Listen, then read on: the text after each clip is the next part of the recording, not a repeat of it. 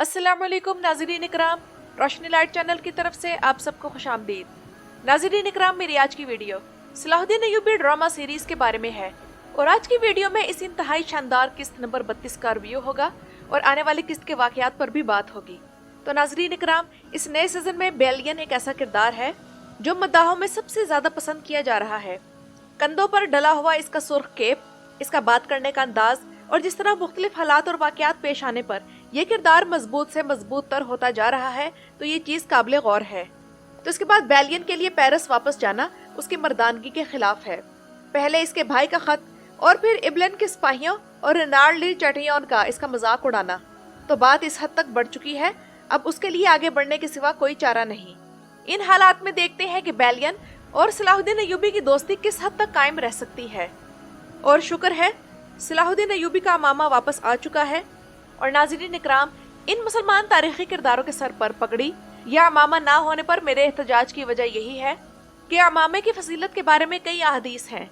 मिसाल के तौर पर नबी अकरम सल्लल्लाहु अलैहि वसल्लम ने फरमाया, बेशक अल्लाह ताला ने इस उम्मत को अमामों से मुकर्रम फरमाया। जबकि मिशकात शरीफ में है कि हजरत इबादा रज़ियल्लाहु ताला अन्हु कहते हैं कि रसूल अकरम सल्लल्लाहु अलैहि वसल्लम ने फरमाया, तुम अमामा बांधना जरूरी समझो क्योंकि अमामे फरिश्तों की अलामत है, और अमामा के शिमला को अपनी पुश्त पर छोड़ दो क्योंकि मलाइका भी इसी हैद से आए थे। तो नाज़रीन इकराम, अमामों का फरिश्तों की अलामत होना इस हिसाब से कहा है कि गज़वा बदर के मौके पर जो फरिश्ते मुसलमानों की मदद के लिए नाजिल हुए थे उन्होंने अमामे ही बांधे हुए थे। और ये बात सूरह आल इमरान की आयत नंबर 125 से भी साबित है। तो ये कैसे मुमकिन है कि एक तारीखी सीरीज में सलाहुद्दीन अय्यूबी जैसा सच्चे मुसलमान का किरदार बगैर अमामे के दिखाया जाए। और इस ड्रामे की कहानी हर किस्त के साथ बेहतरीन होती जा रही है। दोनों अदाकार और किरदार एक दूसरे की टक्कर के हैं। किंग अमालरिक अपने लुक्स, हाइट, परफॉर्मेंस के लिहाज से किसी भी तरह सुल्तान नूरुद्दीन जंगी से कम नहीं, और उसे भी एक ईमानदार हुक्मरान दिखाया गया है जो ईसाई होने के बावजूद जाती मफादात पर सल्तनत के मफादात को तरजीह देता है। इसलिए उसने अपने दामाद लॉर्ड जियोम को जेल में डाल दिया और बेटी को भी यही कहा कि फैसला कानून के मुताबिक होगा। और ये दोनों बादशाही उम्र के इस हिस्से में हैं जब जज्बात से ज्यादा अकल और हिकमत गालिब होती है। लेकिन सुल्तान नूरुद्दीन जंगी का किंग अमालरिक को 2 मरतबा डांटना ये साबित करता है कि किंग अमालरिक सुल्तान नूरुद्दीन जंगी के मुकाबले में जरा कमजोर है, इसलिए वो सुल्तान के साथ अमन कायम करने को तरजीह दे रहा है। लेकिन नाज़रीन इकराम, आगे आने वाली किस्तों में आप किंग अमालरिक का एक और नया रूप देखेंगे जब वो शाहवार के साथ मिलकर सुल्तान नूरुद्दीन जंगी के मुकाबले पे आएगा। क्योंकि आने वाली किस्त के ट्रेलर से ये बात वाज़ेह हो चुकी है कि शाहवार दुर्गाम से भी ज्यादा चालाक और मक्कार सियासतदान और चालबाज निकला, जिसने जंगियों को मिस्र से निकलने पर मजबूर कर दिया। और मुझे सुरैया से ज्यादा इस सीजन की शमसा ज्यादा खूबसूरत लगी है। लेकिन सलाहुद्दीन अय्यूबी और शमसा के सीन्स में जो क्लोजनेस आती जा रही है वो मुझ जैसे मदाहों को पसंद नहीं आ रही। क्या ये जरूरी था कि सलाहुद्दीन अय्यूबी ही शमसा खातून का हाथ पकड़कर उसे घोड़े से उतारते और फिर सब लोगों से अलग थलग होकर उसके साथ गप्पे मारते? ये बिल्कुल भी मुनासिब नहीं है कि सलाहुद्दीन अय्यूबी जैसी इतनी अजीम शख्सियत को इस तरह के तर्ज अमल के साथ लोगों को दिखाया जाए।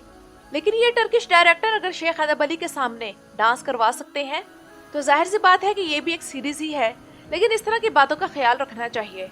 और नाज़रीन इकराम, किस्त नंबर 32 में कारा तकीन का एक और सीन हमारा दिल ले गया, जिसमें वो 2 मुर्गियां खाकर अपनी तस्वीर मुसव्विर से बनवाने के लिए न जाने कब से बैठा है, लेकिन उस बेचारे की मर्जी की तस्वीर बनकर ही नहीं दे रही। हालांकि सलाहुद्दीन अय्यूबी ने उसे बाजार की जिम्मेदारी सौंपी हुई है, लेकिन वो फोटोग्राफी की क्लास ले रहा है। लेकिन आने वाली किस्तों में कारातगिन का किरदार मज़ाहिया सीन से हटकर अहमियत इख्तियार करने जा रहा है, क्योंकि कारातगिन इस वक्त काउंटेस मेला के जाल में फंस चुका है और आने वाली किस्त में जमशेद की गैर मौजूदगी में इनका आमना सामना भी होगा। जाहिर सी बात है कि जमशेद ने कारातगिन को मेला से इसीलिए मिलवाया है ताकि कारातगिन को सलाहुद्दीन अय्यूबी के खिलाफ इस्तेमाल किया जा सके। कर्क कले की इस काउंटेस को लोग रेनाल्ड डी चैटियन की बीवी से मिक्स कर रहे हैं, जिसका नाम स्टेफनी ऑफ मिले था। लेकिन नाज़रीन इकराम, वो शख्सियत और थी। ये काउंटेस मिला कर्क कले के काउंट माइल्स की बीवी है, जिसका शौहर सलाहुद्दीन अय्यूबी के हाथों मारा गया था।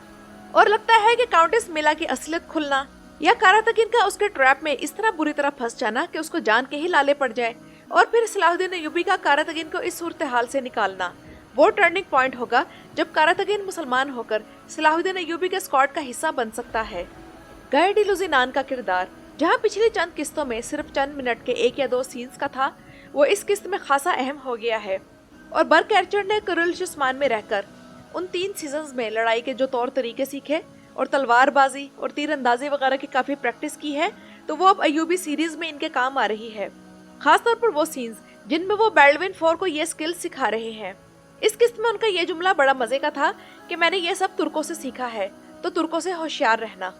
उधर स्पेला जज्बात के एक जाल में फंसी हुई है, जिसके एक सिरे पर उसका शौहर और दूसरे सिरे पर बैलियन है। लेकिन प्रिंसेस स्पेला की सिचुएशन बड़ी अजीबोगरीब किस्म की है कि एक तरफ लॉर्ड गियोम उसका शौहर है, बैलियन उसका साबिक महबूब है, जबकि गाय डिलुजिनान उसका मौजूदा आशिक है। यानी कि एक खिचड़ी सी बन गई है। लेकिन मामला इतना सादा नहीं है, क्योंकि स्पेला की सिचुएशन इससे भी ज्यादा अजीबोगरीब किस्म की है। आने वाली किस्तों में इसकी कहानी और ज्यादा पेचीदा हो जाएगी।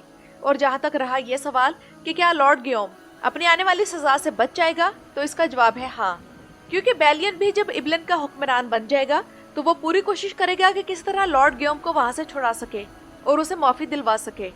और आखिर में मुझे ये बताएं कि मौदूद और यारोकी में से आप किसे चुनेंगे, क्योंकि मैं तो मौदूद की साइड पर हूँ। उसने यारोकी को उसकी हद में रखकर अच्छा काम किया है, क्योंकि यारोकी अपने तकब्बुर की वजह से हमें पसंद नहीं आ रहा। मौदूद पिछले सीजन में अपना सबक सीख चुका है और अब अपने भाई और भतीजे अयूबी को सपोर्ट कर रहा है। तो अब यारोकी की बारी है कि उसे बताया जाए कि कौन असल बॉस है। सलाहुद्दीन अयूबी की अगली किस्त के ट्रेलर से मालूम हो चुका है कि शमसा की मां दमिश्क में है और शावार की चाल काम कर गई है, क्योंकि जंगियों को मिस्र से जलावतन कर दिया गया है। बैलियन अब इब्लिन पर हुकूमत करने के लिए तैयार हो चुका है। और ऐसा नहीं कि जंगियों का इक़्तिदार इस तरह मिस्र से खत्म हो जाएगा, बल्कि कुछ जबरदस्त किस्म के टर्निंग पॉइंट्स आने वाले हैं। मिस्र पर दोबारा कब्जा करने के लिए जंगियों को बड़ी मुश्किलात बर्दाश्त करनी पड़ेंगी। इस ड्रामे की यही स्पेशलिटी है कि इस सीजन की इस कहानी में इतने ढेर सारे किरदारों, बहुत सी सिचुएशंस और लोकेशंस होने के बावजूद कहानी सही तरह समझ आ रही है। एमरे कोनक ने मद्दाहों से अपना वादा जो उन्होंने पिछले सीजन के आखिर में किया था वो अच्छी तरह से निभा रहे हैं, लेकिन अफसोस के इस ड्रामे की रेटिंग बढ़ नहीं पा रही। और इस हफ्ते जहां कुर्रुल उस्मान और सुल्तान फातिह की रेटिंग में इजाफा हुआ है, तो सलाहुद्दीन अयूबी की रेटिंग इन दोनों की निस्बत काफी कम रही, यानी कि 3.94। इस चीज में एमरे कोनक के लिए भी सबक है कि अगर वो इस ड्रामे की क्वालिटी सीजन 1 से ही ज्यादा रखते तो सीजन 2 में इनके मजीद व्यूज होते। इसकी सबसे बड़ी मिसाल हमारे सामने सुल्तान फातिह सीरीज है। और नाज़रीन इकराम, आखिर में आप लोगों के लिए एक बड़ी दिलचस्प सी खबर ये है कि एमरे कोनक ने इंस्टाग्राम पर सरहात तुमलर को फॉलो करना शुरू कर दिया है। हो सकता है कि ये सलाहुद्दीन अयूबी की कास्ट में शामिल हो जाए और किसी अच्छे किरदार में वापस आए। सरहात तुमलर इससे पहले अरब अरसलान सीरीज में आनी के तकफूर के किरदार में बेहतरीन परफॉर्मेंस का मुजाहरा कर चुके हैं और यहाँ इस ड्रामे में भी ये यकीनन किसी सलीबी के ही किरदार में नजर आएंगे, क्योंकि अपने चेहरे से ये कुर्द या तुर्क नहीं लगते। तो नाज़रीन इकराम, ये तो थी मेरी आज की वीडियो। अपनी राय का इजहार कमेंट्स में जरूर कीजिएगा। मेरे चैनल पर आने का शुक्रिया।